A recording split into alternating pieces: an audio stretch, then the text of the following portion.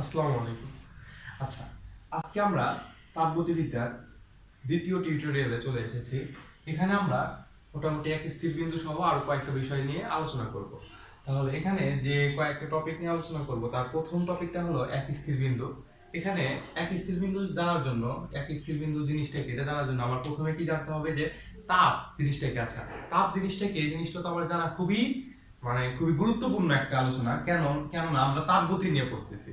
তাপগতিবিদ্যা যেহেতু নিয়ে আমি পড়তেছি, তাপের যে একটা কাইনেটিক ধর্ম বা তার যে একটা গতিশক্তির যে একটা ধর্ম আছে সেই ধর্ম নিয়ে যখন আমি পড়তেছি, তখন আমার অবশ্যই কি তাপের জিনিসটা কি অবশ্যই দরকার আছে। আর তাপমাত্রা জিনিসটা কি, তাপমাত্রা জিনিসটা আমাদের যেহেতু তাপের অধ্যায় সেহেতু তাপমাত্রা জিনিসটা জানার আমাদের একটা প্রয়োজনীয়তা বা আবশ্যকতা দেখা যায়। এছাড়াও আমাদের যে জিনিসটা নিয়ে জানতে হবে সেটা হলো তাপমিতিক ধর্ম। তাপ তাপমিতিক ধর্ম, এটা কিসের তাপমিতিক ধর্ম? পদার্থের একটা তাপমিতিক ধর্ম থাকবে, সেই তাপমিতিক ধর্ম সম্পর্কেও আমাদের জানতে হবে। এখন তাপ কি জিনিসটা কি, সেটা হলো এক প্রকার শক্তি। তাপ কি এক প্রকার শক্তি। আমি এটাকে কি বলতে পারি? শক্তি। তাপ কি একটা শক্তি এবং এটা কি করে? এটি কি করে? উষ্ণতার অনুভূতি জাগায়। এটা কি করে? উষ্ণতার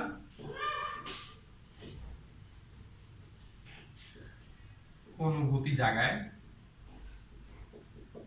আচ্ছা, তাপ এক প্রকার শক্তি, এটা উষ্ণতার অনুভূতি জাগাচ্ছে এবং সাথে সাথে কি করতেছে? উষ্ণ বস্তু থেকে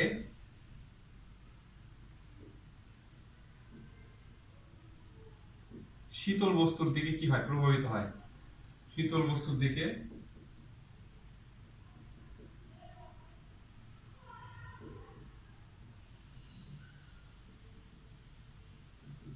প্রবাহিত হয়। তাহলে এটা হলো তো আমার কি তাপ জিনিসটা, যে তাপ কি এক প্রকার শক্তি, এটা উষ্ণতার অনুভূতি জায়গায় উষ্ণ বস্তু থেকে শীতল বস্তুর দিকে প্রভাবিত হয়।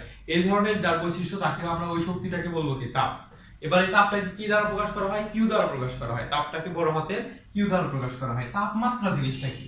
তাপমাত্রা হলো সেই প্যারামিটার বা সেই জিনিস যা নির্ধারণ করে যে বস্তুটি তাপ গ্রহণ করবে নাকি তাপ ছেড়ে দিবে, সেটা হলো তাপমাত্রা। তাহলে এটা এই প্যারামিটারটা কেমন, যে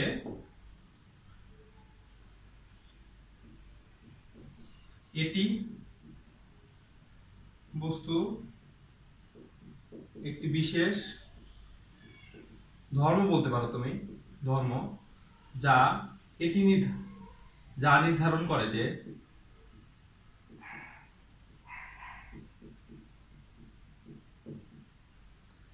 বস্তুটি তাপ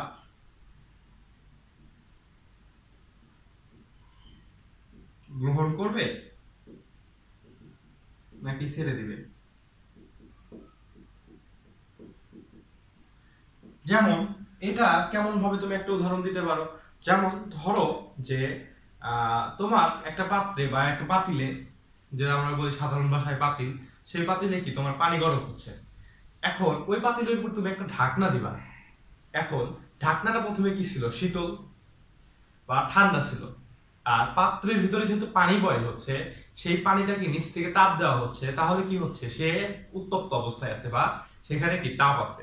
তাহলে সেই তাপটা কোন দিকে প্রবাহিত হবে বলতো? আমার ঢাকনা যখন আমি দেই তখন কি হয়? ঢাকনাটাও শীতল থেকে কি তাতে গরম অনুভূত হয় বা উষ্ণতা বেড়ে যায়, ওই ঢাকনার উষ্ণতাটা বেড়ে যায় বা ওটা অনেকটা কি মানে যেটাকে বলে যে তাপ বেশি হয়ে যায় সেখানকার। তাহলে এই যে আমার তাপমাত্রাটা কিসের উপর ডিপেন্ড করলো দেখো, শীতল থেকে কিন্তু উষ্ণ বস্তুর দিকে আসে নাই তাপ, আসছে কোন দিকে? স্বতঃস্ফূর্ত ভাবে যায় কোন দিকে? যেটা তোমার অধিক তাপীয় বস্তু সেখান থেকে কি যেটা তাপ কম সেখানে যায় বা শীতল বস্তুর দিকে যায়। এইটাকেই বলা হয় তাপমাত্রা। তাহলে আমরা বুঝলাম কেন জায়গায় তাপমাত্রা যার বেশি, মানে যেটা হলো পানি পূর্ণ পাত্রে যেটাকে আমি হিট দিচ্ছি তার তাপমাত্রা বেশি, আর যেটা হলো ঢাকনা তার তাপমাত্রা কম, এই জন্য বেশি তাপমাত্রা থেকে কম তাপমাত্রার দিকে গেছে। আচ্ছা, এবার তাপমিতিক ধর্ম জিনিসটা কি? তাপমিতিক ধর্ম হলো তাপমাত্রার সেই ধর্ম যাকে কাজে লাগিয়ে কি করা যায়? থার্মোমিটার তৈরি করা যায়। কি তৈরি করা যায়? থার্মো। আচ্ছা, তাহলে এখানে তাপমিতিক ধর্ম যেটা সেটা কি? যেটা ব্যবহার করে থার্মোমিটার তৈরি করা যায় সেটাকে বলা হচ্ছে এখানে তাপমিতিক ধর্ম। আচ্ছা, এখানে আমাদের একটু লিখতে সমস্যা হচ্ছে কি জন্য? কারণ আমরা এখন বাসায় করতেছি, তো আসলে করোনার সময় তো বাসায় সবার থাকা উচিত, এই জন্য বাসায় বোর্ড টোড নিয়ে এসে বাসায় করা হচ্ছে। এই জন্য এখানে তো মানে যেটা বোঝাতে যাচ্ছে আমি, যে বাসায় তো মানে বোর্ডটা লাগানোর মতো সুব্যবস্থা নাই, এই জন্য একটা টেবিলের উপর রেখে এরকম ভিডিও করা হচ্ছে। এই জন্য আর কি মানে যথাযথ উপরে যাচ্ছে না, লেখাগুলো লেখা যাচ্ছে না, বা বোর্ডটা যদি এই পাশে করে দিতাম তাহলে হয়তো আরো একটু ভালোভাবে জিনিসগুলো উপস্থাপন করা যেত। কিন্তু এরকম আমার হাতের তুলনায় এগুলো জিনিসগুলো ছোট হওয়ার জন্য দেখাটা একটু সমস্যা হচ্ছে। যাই হোক, এখানে আমরা তাপমাত্রা এবং তাপনীতিক ধর্ম সম্পর্কে জানলাম। এবার আমরা আরেকটা বিশেষ জিনিস সম্পর্কে জানবো, সেটা হলো ত্রৈধ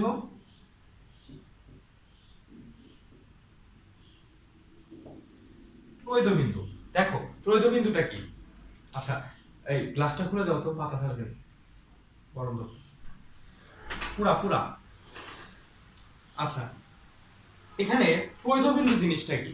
ত্রৈধবিন্দু হলো ত্রৈধবিন্দু হলো পানির এরকম একটা অবস্থা যেখানে পানি একাধারে তরল, বায়বীয় এবং কি থাকে, কঠিন অবস্থায় থাকে। তাহলে সেই তাপমাত্রায় কি থাকবে, একটা পানি সে কি গলতে শুরু করবে এবং কঠিন অবস্থায় আছে। একটা বরফ, এরকম যদি একটা বরফ থাকে তোমার কাছে, এই বরফটা তোমার কি বলতে শুরু করতেছে, ছোট ছোট তরল ভাবে পানি পড়তেছে, সে নিজে কঠিন আছে, আর বাষ্প আকারে দেখবা যে নিচে ধোয়ার মতো কিছু একটা উঠে যাচ্ছে। এরকম যদি কোনো একটা অবস্থা তুমি দেখতে পাও, সেটা হলো পানির কি ত্রৈধ বিন্দু।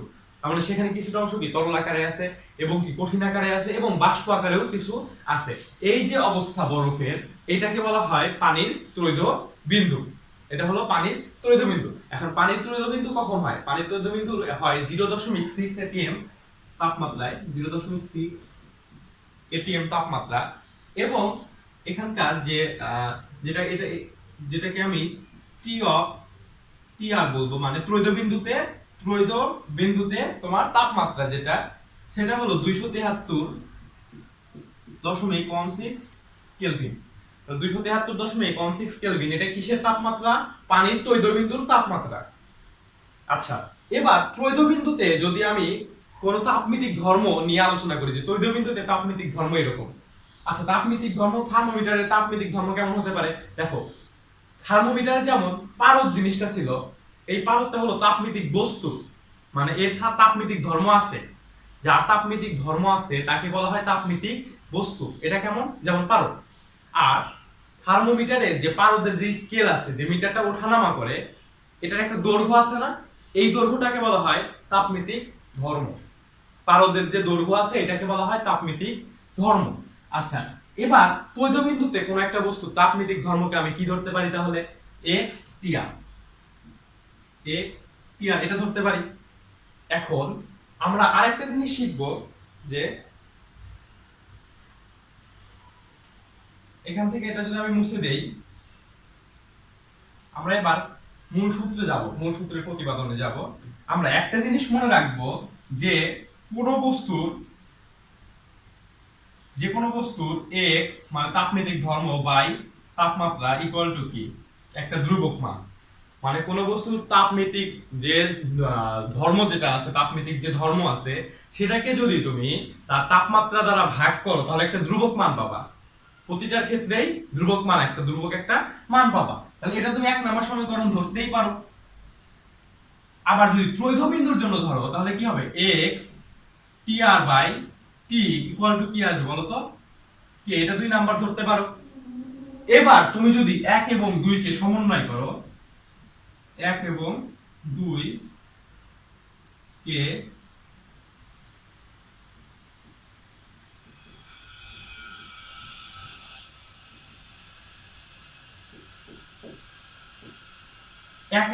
আমি কি করছি? এবার সমন্বয় করছি। আচ্ছা, সমন্বয় করে দেখো তো আমি এবার কি লিখতে পারি? এইটা সমান এটা লিখতে পারি সমন্বয় করে, যেহেতু দুইটা সমানই কে, এখান থেকে কি এই দুইটা সমান লিখতে পারি না? তাহলে আমি কি লিখতে পারি? x by x tr by t, এটার আগে কি লিখতে পারি? x by t। তাহলে কোন একটা বস্তু যদি তাপমিতিক ধর্ম দেওয়া থাকে, তার কত তাপমাত্রায় সেই তাপমিতিক ধর্ম, সেটা বের করবো আমি কিভাবে বলতো? এটা অবশ্যই tr হবে। এখন এই xtr এর মানটা কত?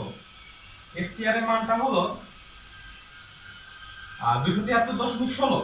সেক্ষেত্রে আমি x এর মানটা আমি জানি, আমার প্রশ্নে দেওয়া থাকবে t এর যা জানা আছে x t r এর তাও প্রশ্নে দেওয়া থাকবে 273 10 t আর কি 273.16 এটা বসায় দিব 73.16।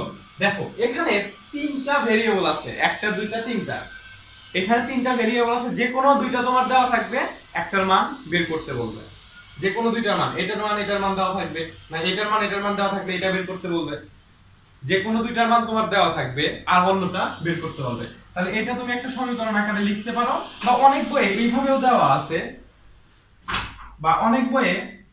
দেওয়া আছে, দেখো আমরা যদি এটা মনে রাখতে পারি, বা অনেক বইয়ে এইভাবেও দেওয়া আছে, যে কোনো একটাকে একপাশে রেখে xtr কে উপরে তুলে দিছে 273.16 ইনটু t, এটা লিখছে অনেক বইয়ে, বা অনেক সময় t এটাও লেখা যায় 273.16 বাই x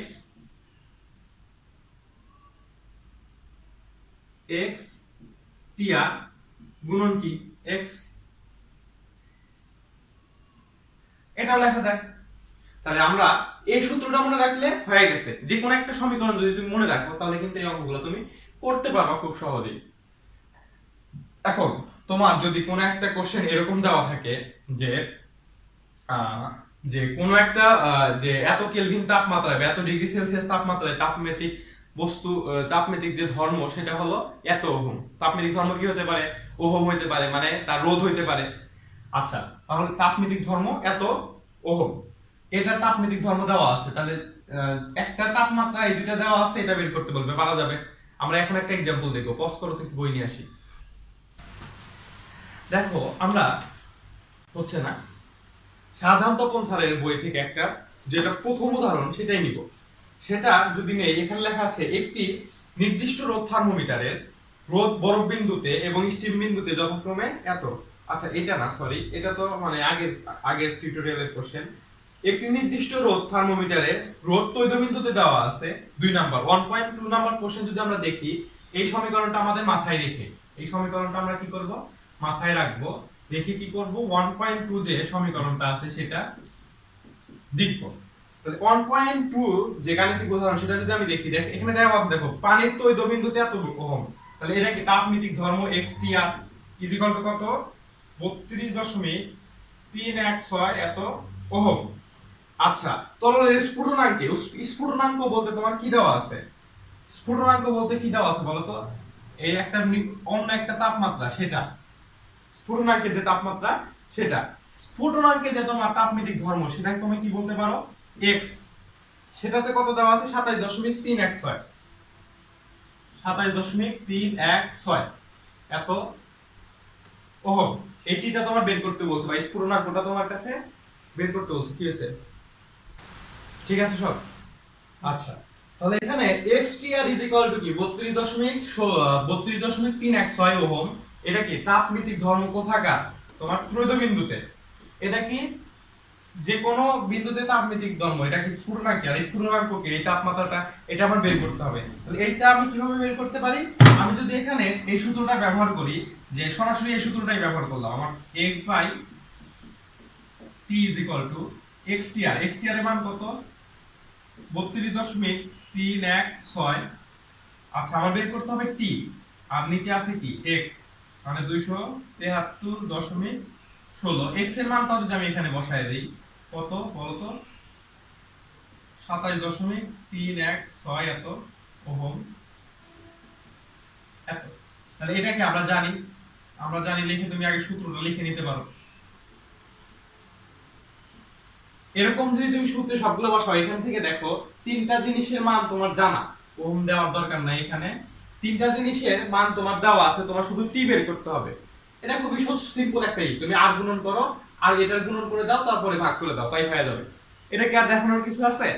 যেমন আমি যদি একটা দেখাইতে চাই, টি গুণন কি আছে দেখো, 32.316 ইকুয়াল টু কি লেখা যায়? 27.316 গুণন 273.16। আর t is equal to actually কি আসে?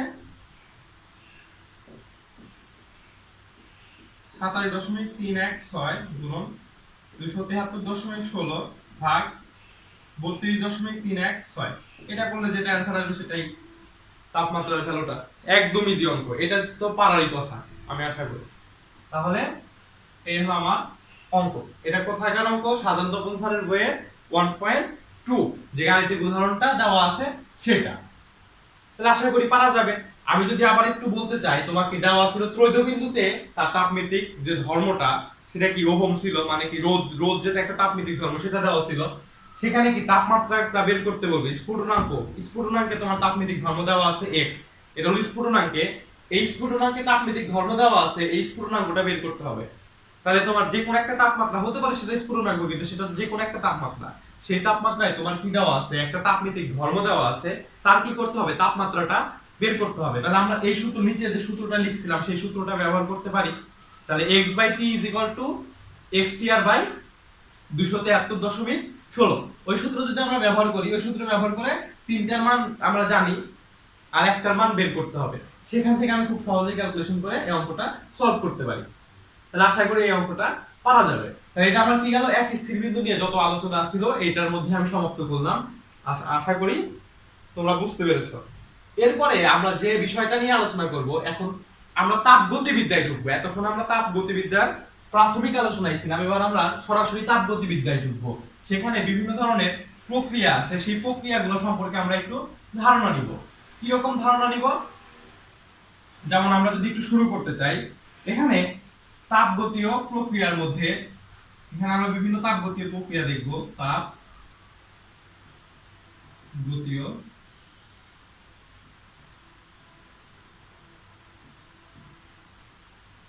আচ্ছা, তাপগতীয় প্রক্রিয়াগুলো যেগুলা সব ঠিক আছে তো না? ভালোভাবে হচ্ছে? রেকর্ডিং হচ্ছে তো? আগের মতো হবে না? আগে যেমন রেকর্ডিং হয় নাই তুমি বলতেছো রেকর্ডিং হয়েছে, দেখছো সব ঠিক আছে না? ওকে। আচ্ছা, তাপগতীয় প্রক্রিয়া, এখানে তাপগতীয় প্রক্রিয়া যেটা, সেখানে কি হচ্ছে, বিভিন্ন ধরনের প্রক্রিয়া আমরা লক্ষ্য করতে পারি। মোট 4 ধরনের প্রক্রিয়া লক্ষ্য করতে পারি। একটা হলো কি, প্রথমটা আমি যদি বলতে চাই সেটা হলো সমচাপীয় প্রক্রিয়া। সেটা কেমন প্রক্রিয়া? সমচাপীয় প্রক্রিয়া, একটা হলো সমচাপীয় প্রক্রিয়া। 2 নাম্বারটা বলা যায় সম আয়তন প্রক্রিয়া।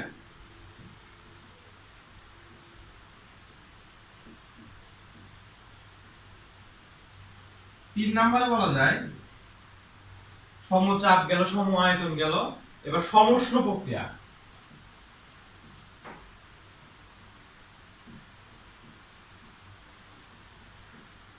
দেখা বোঝা যায়? যাচ্ছে দেখা বোঝা? আচ্ছা, সমউষ্ণ প্রক্রিয়া পরে হলো রুদ্ধতাপীয় প্রক্রিয়া।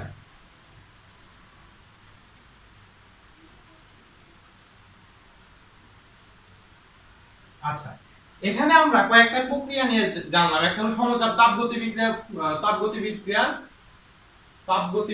তাপগতীয় প্রক্রিয়া কয়টা? 4টা। সমচাপীয়, সম আয়তন, সমউষ্ণ, রুদ্ধতাপীয় প্রক্রিয়া। এখানে ইংলিশে কয়েকটা নাম আছে, যেমন সমচাপীয় প্রক্রিয়াকে বলা হয় আইসোবারিক প্রসেস, সম আয়তন প্রক্রিয়াকে বলা হয় আইসো, তোমার আয়তনের ইংলিশ কি, সম আয়তনকে বলা হয়, আচ্ছা আমার খেয়াল আসতেছে না, সমউষ্ণ কি, আইসোথার্মাল প্রসেস, রুদ্ধতাপীয় অ্যাডিয়াবেটিক প্রসেস। আর সম আয়তন প্রক্রিয়াটা হলো আমার এখন খেয়াল আসতেছে না, যাই হোক। তাহলে এখানে 4টা প্রক্রিয়া সম্পর্কে আমরা জানলাম। সমচাপীয় প্রক্রিয়া, এই সমচাপীয় এই কথাটাই আমাকে বলে দিচ্ছে কি, যে আমাকে কি বললো, আমার চাপটা সমান, এটা আমাকে বলে দাও যে আমার এখানে কি কনস্ট্যান্ট থাকবে, পি কনস্ট্যান্ট। তাহলে এখানে পি কনস্ট্যান্ট, চাপ কনস্ট্যান্টের জন্য সমচাপীয়। আবার সম আয়তন প্রক্রিয়া, এখানে কি হবে, আমার ভিটা কনস্ট্যান্ট। সবাইকে বলে দাও, সম আয়তন প্রক্রিয়া তোমাকে বলতেছি, তুমি সবাইকে বলে দাও যে আমার আয়তনটা কনস্ট্যান্ট।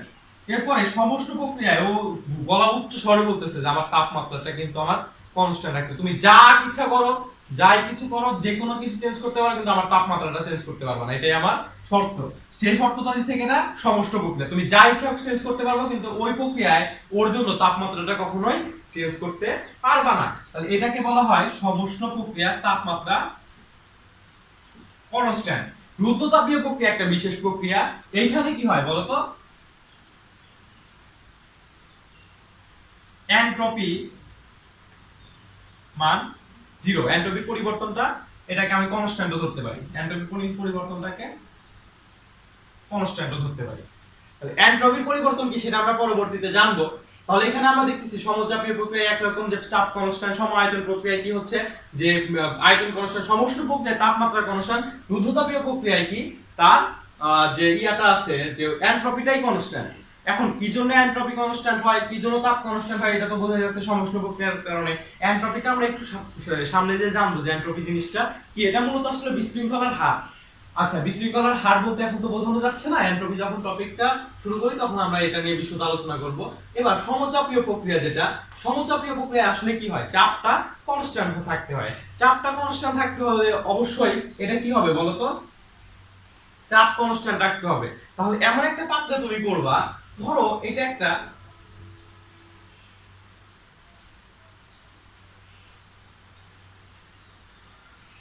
আচ্ছা এটা একটা তোমার কি সিলিন্ডার, এই সিলিন্ডারে কি একটা পিস্টন দেওয়া আছে। এই পিস্টনটা যদি তোমার ঘর্ষণবিহীন হয় তাহলে এ ওঠানামা করতে পারবে, পিস্টনটা ওঠানামা করতে পারবে। এবং এর ভিতরে কি কিছু গ্যাস মলিকিউল দেওয়া আছে, মানে গ্যাসের অণু আছে। তাহলে এখানে যখন তুমি ফায়ার করবা মানে তাপ দিবা, তখন কি করতে পারবে, এইটা নড়াচড়া করতে পারবে না। যখন তাপ দিবা তখন কি হবে বলতো, এটা কি আয়তন বেশি হয়ে যাবে। আয়তন বেশি হলে চাপ আর তোমার আয়তন মিলে আবার কি একই একটা অবস্থা তৈরি করবে, কারণ বি সমানুপাতিক কি তোমার টি, যেটা কি সে সূত্র থেকে আমরা জানছিলাম, বি সমানুপাতিক টি, চার্লসের সূত্র। তাহলে আয়তন যদি বাড়ে সেখান থেকে কি হবে, তাপমাত্রাটাও বাড়বে। আবার টি সমানুপাতিক কি পি, তাহলে এগুলা সমানুপাতিক, যদি আমি দুইটা চিহ্নিত করি তাহলে আমি বি সমানুপাতিক পি ও লিখতে পারি। তাহলে যেহেতু আয়তন বৃদ্ধির সাথে সাথে কি হয়, চাপের একটা সম্পর্ক আমরা খেয়াল করতে পারি আয়তনের সাথে। এবার আমরা কি করতে পারি, এই আয়তনটা ধীরে ধীরে বৃদ্ধি হবে, এই জন্য চাপের উপর কোনো প্রভাব পড়বে না। এখন চাপ ছিল বেশি, ঠিক আছে, আয়তন বেশি হবে, চাপ কমে যাবে। তাহলে তোমার সমচাপীয় প্রক্রিয়া, এখানে যেমন চাপ থাকবে, আয়তন বেশির জন্য চাপ একই থাকবে। এটা হলো তোমার সমচাপীয় প্রক্রিয়া, চাপটা থাকবে কি কনস্ট্যান্ট বা ধ্রুবক। আর এই পিস্টনটা যদি আমার এখানে আটকানো থাকে, এখানে যদি আমার এই পিস্টনটা কোনোভাবে আটকানো থাকে, এই পিস্টনটা কি ওঠানামা করতে পারবে, পারবে না। কিন্তু সমচাপীয় প্রক্রিয়ায় যেহেতু তোমার পিস্টনটা ওঠানামা করতে পারতো, এই জন্য চাপটা কনস্ট্যান্ট থাকতো, কিন্তু এখানে এই পিস্টনটা কি করতে পারে না, ওঠানামা করতে পারে না। এই জন্য এটা কি ফিক্স থাকে, এই জন্য এটাকে সম আয়তন প্রক্রিয়া বলা হয়। দেখো এই আয়তনটা কি চেঞ্জ হইতে পারবে, যতই তাপ বাড়ুক, যতই বাতাসে বা ওই গ্যাস মলিকুল গুলো পাত্রের যেটাকে বলে কি, পাত্রের যে গায়ে ধাক্কা দিক বা সিলিন্ডারের গায়ে ধাক্কা দিক, কিন্তু ওই যে সিলিন্ডারের যে পিস্টনটা সেটা কিন্তু ওঠানামা করতে পারতেছে না। সিলিন্ডারের পিস্টন যদি ওঠানামা করতে না পারে, সিলিন্ডারের পিস্টন যদি ওঠানামা করতে না পারে, তাহলে কিন্তু কি হবে না, সেখান থেকে আয়তনের কোনো পরিবর্তন আমরা লক্ষ্য করতে পারবো না। আয়তনের পরিবর্তন যদি আমি লক্ষ্য না করতে পারি তাহলে সেটাই হবে কি সম আয়তন প্রক্রিয়া। এবার আমরা আলোচনা করব সমষ্ণ প্রক্রিয়া নিয়ে। সমষ্ণ প্রক্রিয়ায় কি হবে বলতো, সমষ্ণ প্রক্রিয়ায় যেটা হবে সেখানে কি থাকবে, তাপমাত্রাটা কনস্ট্যান্ট থাকবে। এখন এমন কোন প্রক্রিয়া নাই পৃথিবীতে যেটা সমষ্ণভাবে করা সম্ভব, কিন্তু তাপমাত্রার পরিবর্তনটা হতে পারে খুব সামান্য। কিভাবে দেখো, একটা সিলিন্ডার, একটা যদি তুমি সিরিঞ্জ নাও, মানে যেটা হলো সুই সিরিঞ্জ, যেটা সেখানে কি উপরে যে যেটা ভিতরে প্রবেশ করে সেটাকে আমি পিস্টনের মতো ব্যবহার করতে পারি। পিস্টন, আর যেটা তোমার হলো সিলিন্ডারে, যেটা সিলিন্ডারের মতো অংশ, সেটা সিলিন্ডার হিসেবে ব্যবহার করতে পারি একটা পিস্টন। যখন তুমি জোরে জোরে ওঠানামা করো বা জোরে জোরে চাপ দাও, এভাবে যদি বারবার ইয়া করো, তখন দেখা যাবে কি যে অতিরিক্ত তাপ উৎপন্ন হচ্ছে এবং সেটা কি হচ্ছে, যে বেশি গরম হয়ে যাবে। কিন্তু ডাক্তাররা কি করে বলতো, ডাক্তাররা যখন সিরিঞ্জ দিয়ে সুইটা ইয়া করে তখন কিন্তু খুব আস্তে করে কি করে, আস্তে করে তোমার জিনিসটা পুশ করে, যার ফলে আস্তে করে ধাক্কা দেয়। এই জন্য খুব আস্তে আস্তে দেওয়ার জন্য যতটুকু তাপ সেখানে উৎপন্ন হয়, এবং ওই যে পরিবাহী এই যে পদার্থ দিয়ে ওই যে সিলিন্ডারটা তৈরি, ওটা অনেকটা পরিবাহী পদার্থ, যতটুকু তাপ পরিবহন হয়, যতটুকু তাপ উৎপন্ন হয় সেটা কি পরিবাহিত হয়ে পরিবেশের সাথে মিশে যায়। এই জন্য অনেকটা সমষ্ণ প্রক্রিয়া এখানে লক্ষ্য করা যায়। তাহলে সমষ্ণ প্রক্রিয়ার ক্ষেত্রে একটা জিনিস আমার মাথায় রাখতে হবে, জিনিসটা কি ধী প্রকৃতির। আরেকটা জিনিস কি, যে পাত্র সুপরিবাহী।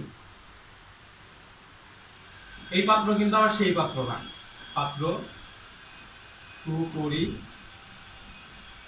আচ্ছা, এই পাত্রকে আবার তোমরা সেই পাত্র মনে করো না, এই যে সুপরিবাহী পাত্র। আচ্ছা, এবার এই পাত্র হলো যে কোনো সিলিন্ডার হতে পারে সেই পাত্র সুপরিবাহী, সুপাত্র নয় কিন্তু। এবার আমরা ধীর প্রকৃতির হবে এবং পাত্র সুপরিবাহী হবে। এটা কেন? কারণ সেখানে কি তাপমাত্রাটা আমার কনস্ট্যান্ট রাখতে হবে। তাপমাত্রা যদি আমার কনস্ট্যান্ট রাখতে হয় সেক্ষেত্রে অবশ্যই কি পাত্রটা সুপরিবাহী রাখাটা আমার কি জরুরি। এরপরে আমার রুদ্ধতাপীয় প্রক্রিয়া যেটা, সেখানে কি হবে, রুদ্ধতাপীয় প্রক্রিয়া আমি কি করব না, রুদ্ধতাপীয় প্রক্রিয়ায় বাইরে থেকে কোনো কিছু প্রবেশও করতে পারবে না, আবার ভিতর থেকে কোনো কিছু ঢুকতেও পারবে না। তাহলে এখানে যদি আমরা খেয়াল করি, এখানে বাইরে থেকে কোনো কিছু করতে পারতেছে না, ঢুকতেও পারবে না, আবার ভিতর থেকে কোনো কিছু বের হইতেও পারবে না। এটা হলো রুদ্ধতাপীয়। রুদ্ধ একটা কারাগারকে অনেক সময় রুদ্ধ বলা হয়, কারণ সেখানে বাইরে আর ভিতরে কি যোগাযোগটা বিচ্ছিন্ন থাকে। এই জন্য এটাকে অনেক সময় কি বলা হয়, রুদ্ধ বলা হয়। আর এটা হলো তোমার রুদ্ধতাপীয় প্রক্রিয়া। এই প্রক্রিয়ায় কি হবে বলতো, হঠাৎ কোনো একটা কিছু হবে। ধরো হঠাৎ তোমার সাইকেলের চাকার যেটা হলো বাস্ট হয়ে গেল, বা হঠাৎ করে তোমার কি হলো রিকশার চাকা বাস্ট হয়ে গেল, বা হঠাৎ করে ফুটবলটা বাস্ট হয়ে গেল। এখানে যেটা হয় যে হঠাৎ করে একটা ঘটনা ঘটলে তাপমাত্রা কিন্তু কি হতে পারে না, পরিবর্তনের জন্য তাপমাত্রা স্থানান্তরিত পরিবেশের সাথে মিলিত হবে, এই জন্য যথেষ্ট পরিমাণ সময় পায় না। যেটা কিনা আমার সমস্ত প্রক্রিয়ায় পাইতো, সমস্ত প্রক্রিয়ায় কিন্তু একটা সময় পাইতো, যেটুকু তাপমাত্রা উৎপন্ন হচ্ছে সেই তাপমাত্রাটুকু কি হওয়ার জন্য, সেই তাপমাত্রাটুকু পরিবেশের সাথে মিশে যাওয়ার জন্য। কিন্তু রুদ্ধতাপীয় প্রক্রিয়ায় কিন্তু এই সময়টুকু পাচ্ছে না, যে সময়টুকুতে ওই তাপমাত্রাটা কিসে মিশে যায়, পরিবেশের সাথে মিশে যায়। তাহলে এই সময়টা না পাওয়ার জন্য সেটা তোমার রুদ্ধতাপীয় বা তাপমাত্রার পরিবর্তন হয় না, এরকম একটা প্রক্রিয়ায় তৈরি হয়। তাহলে এখানে কি রকম কথা থাকতে পারে, হঠাৎ, আচমকা, মানে খুব দ্রুত, এরকম কথা থাকতে পারে। হ্যাঁ, এখানে ধীরে ধীর প্রকৃতির থাকবে, ধীরে যেগুলো কথা আস্তে আস্তে থাকতে পারে, ধীরে ধীরে থাকতে পারে, এরকম কথা থাকবে সমস্ত প্রক্রিয়ায়। আর হঠাৎ, আচমকা, দ্রুত, আচ্ছা এরকম কথা থাকবে কোথায়, রুদ্ধতাপীয় প্রক্রিয়ায়। আচ্ছা এই কথাগুলো কিন্তু আমার জরুরি, কারণ প্রশ্নে কিন্তু তোমার দেওয়া থাকবে না এক্স্যাক্টলি করে যে কোনটা রুদ্ধতাপীয় প্রক্রিয়া, কোনটা তোমার সমষ্ণ প্রক্রিয়া। তোমার প্রশ্নে দেওয়া থাকবে ধীরে ধীরে এই কাজটা হলো বা আস্তে আস্তে এই কাজটা হলো, তখন তোমার বুঝতে হবে সেটা সমষ্ণ প্রক্রিয়া হচ্ছে।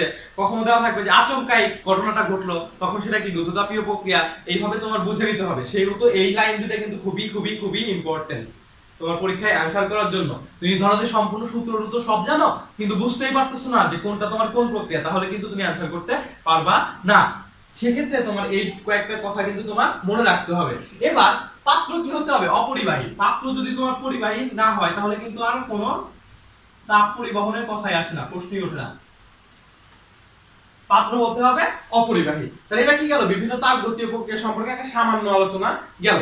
এরপর আমরা তাপগতীয় বিভিন্ন ধরনের সূত্র শিখবো। সূত্র শিখে এই যে তোমার সমচাপ প্রক্রিয়া, সমায়তন প্রক্রিয়া, সমষ্ণ প্রক্রিয়া, এগুলো প্রক্রিয়ায় দেখবো যে সেগুলোর পরিবর্তনটা কেমন হয়। আচ্ছা আমরা যদি এবার খেয়াল করতে চাই যে বিভিন্ন সিস্টেম সম্পর্কে, আমরা এবার একটু খেয়াল করব বিভিন্ন ধরনের সিস্টেম সম্পর্কে। আশা করি এটা বোঝা গেল। এরপরে আমরা খেয়াল করব, সমস্যা কোনো। আচ্ছা আমরা কয়েকটা সিস্টেম সম্পর্কে আলোচনা করব। একটা হলো মুক্ত সিস্টেম, এটা হলো, যদিও এই আলোচনাটা একটু আগে করা উচিত ছিল, তারপরেও এখন করে ফেলি। মুক্ত সিস্টেম, মিস্টেক হয়ে গেছে। 1 2 বদ্ধ সিস্টেম, 3 নাম্বার কি, বিচ্ছিন্ন সিস্টেম।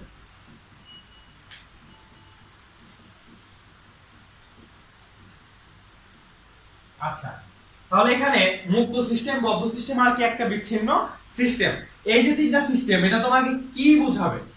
মুক্ত সিস্টেম বলতে তুমি কি বলতে পারো, ধরো একটা পানির পাত্র দিলা, তুমি এই পাত্রে কি করতেছো, তুমি তাপ দিচ্ছ। তাপ দেওয়া মানে কি, তুমি একটা শক্তি দিচ্ছ, তাহলে এনার্জি কি করতে পারতেছো, তুমি দিতে পারতেছো। আবার কিছু পরিমাণ এনার্জি এদিকে এখান থেকে বের হয়ে যাবে, তাহলে এনার্জি কি করতে পারতেছে, সে বের করে দিতে পারতেছে। তাহলে শক্তি কি হয়, শক্তি প্রবেশ ও বের দুইটাই হচ্ছে। তাহলে শক্তি তুমি প্রবেশও করাতে পারতেছো, বেরও করতে পারতেছো। আবার তুমি কি করতে পারতেছো, চাইলেই আপনি কি করতে পারবা, চামচ নিলা, চামচ নিয়ে কি করতে পারবা, কিছু পরিমাণ ভর সেখানে কি করতে পারবা, কি আরো কিছু পানি, এর ভিতরে কি আছে তোমার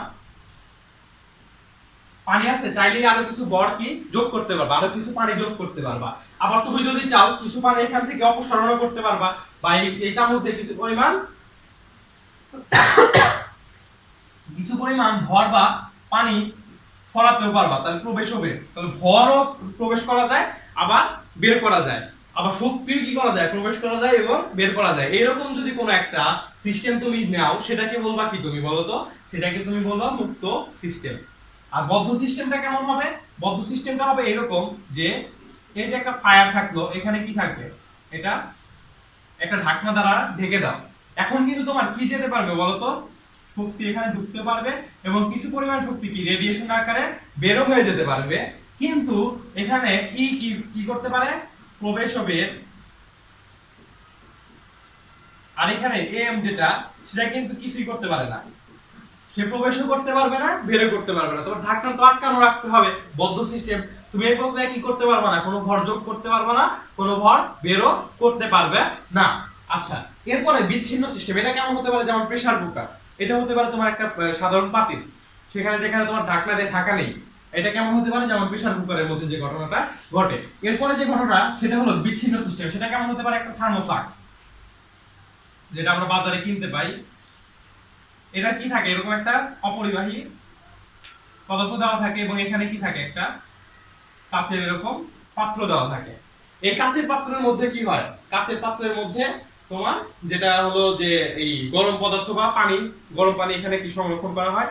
সাথে সাথে উপরে একটা কি অপরিবাহী রাবারের কি থাকে? একটা আবরণ থাকে এবং বাইরে প্লাস্টিকের একটা অপরিবাহী ইয়া থাকে।